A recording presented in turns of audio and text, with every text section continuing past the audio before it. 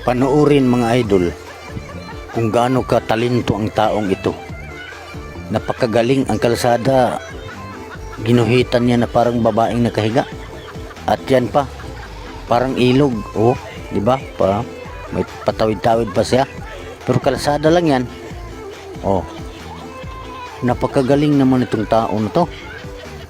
Oh, parang may aso pa na. Oh, ang galing.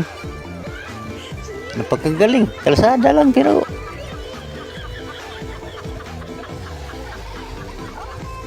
grabe ng utak ng tao na to. Napakagaling guhit. Biruin mo yan, oh. Titingnan mo parang totoo talaga, pero kalsada lang pala. Oh. Oh. Grabe ang galing naman tao na to. Grabing biyaya ng Panginoon na binigay sa kanya. Diyan pa lang sa talino niya, ang utak niya. Di na talaga matumbasan kahit anong. Oh, nagulat yung naglalakad. Akala nila may butas na totoo. Oh. Hinawakan pa. Siminto lang yan. Walang takip yan. Wala kayong makukulot dyan. Akala nyo may butas yan, ha. Oh, tingnan mo. Oh, grabe naman galing na to. Parang may mga upuan, no.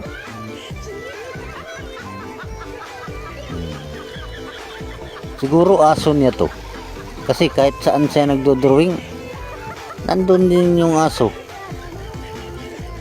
Oh, may dumadaan, no. Nagbabike. Nagbabike. Ingat kayo kasi mabangga ka dyan. Oh, ano na naman to? Parang ano to? Parang butas. Oh, lalim ng butas. Tingnan natin dadaan dyan kung hindi matakot. Oh. Parang may butas na malalim, oh.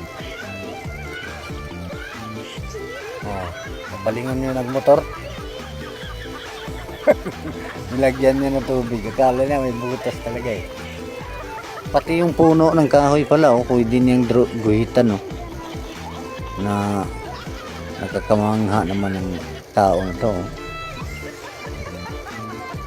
Parang putol yung kahoy, oh.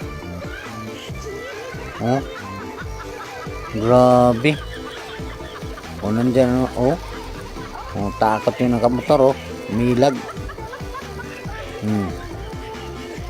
Grabe. Pati mga manok di makatawid, oh. Matabi sila. O, akala niya naharangan siya, oh. Grabe galing. Oh, matagos yung aso. Ha? Ano pa yung aso, ah? Patulay-tulay pa yung aso, ah. Oh. Pumapasok pa yung aso sa loob.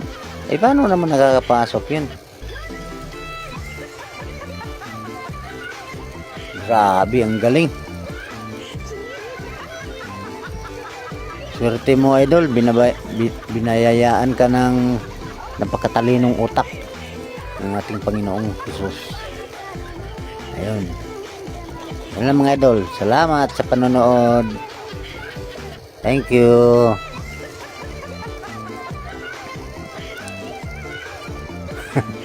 Nilaglagan pa niya ng basura yata. O,